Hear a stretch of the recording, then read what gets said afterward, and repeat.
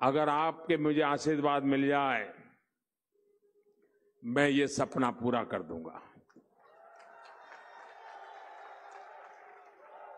2022, देखिए 2022 यानी आज से 3-4 साल के बाद हमारे देश की आजादी के 75 साल होने वाले हैं।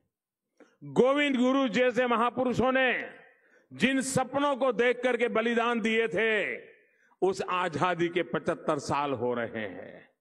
और मैंने व्रत लिया है, संकल्प किया है कि 2022 आजादी के 75 साल होंगे, तब तक हिंदुस्तान में एक भी परिवार ऐसा नहीं होगा जिसका अपना खुद का पक्का घर नहीं होगा।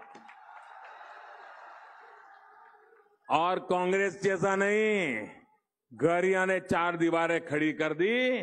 मोदी जब प्रधानमंत्री आवास योजना करता है तो पक्का घर, पक्की छत, घर में नल, नल में जल, गैस का कनेक्शन, बिजली,